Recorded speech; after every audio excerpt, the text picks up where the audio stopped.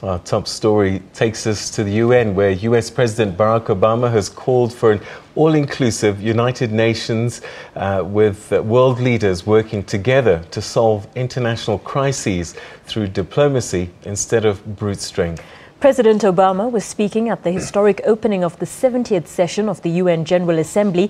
In his address, UN Secretary-General Ban Ki-moon lauded the adoption of the post-2015 agenda as a towering achievement, but lamented the massive suffering in the world that has reached heights not seen in a generation.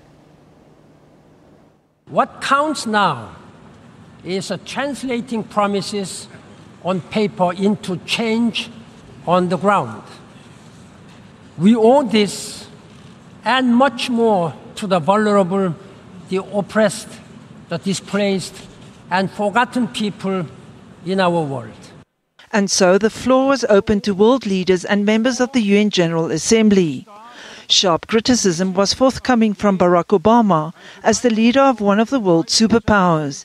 He acknowledged that the US was by no means a perfect example of a well-oiled democracy, but called out countries where governments impose their will on the people. Information is strictly controlled, the space for civil society restricted. We're told that such retrenchment is required to beat back disorder, that it's the only way to stamp out terrorism or prevent foreign meddling. In accordance with this logic, we should support tyrants like Bashar al-Assad, who drops barrel bombs to massacre innocent children, because the alternative is surely worse. Referring to the Syrian conflict, Obama said brute strength was not the way to deal with dissent either. As an example, he referred to the nuclear deal reached with Iran through diplomatic efforts. The result is a lasting, comprehensive deal that prevents Iran from obtaining a nuclear weapon while allowing it to access peaceful energy. And if this deal is fully implemented, the prohibition on nuclear weapons is strengthened, a potential war is averted, our world is safer. Finally, Obama called for UN nations to build a strong international cooperational power instead of fighting each other for the position of most powerful nation. History is littered with the failure of false prophets and fallen empires who believe that might always makes right. And that will continue to be the case. You can count on that. But we are called upon to offer a different type of leadership. Leadership strong enough to recognize that nations share common interests and people share a common humanity. And yes, there are certain ideas and principles that are universal.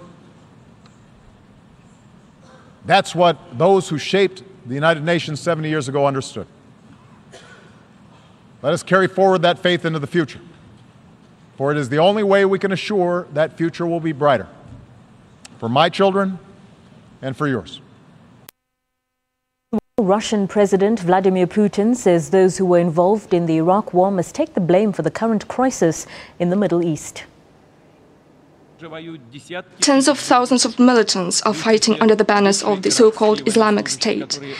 Its ranks include former Iraqi servicemen who were thrown out into the street after the invasion of Iraq in 2003.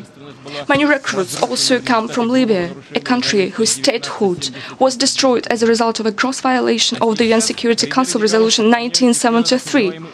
And now the ranks of radicals are being joined by the members of the so-called modern Syrian opposition supported by the Western countries. First, they are armed and trained, and then they defect to the so-called Islamic State. The Chinese President Xi Jinping has called for synergy from member countries with the aim of achieving a world at peace. We should build partnerships in which countries treat each other as equals, engage in mutual consultation, mutual understanding. The principle of sovereign equality underpins the UN Charter. The future of the world must be shaped by all countries. Let's now get the latest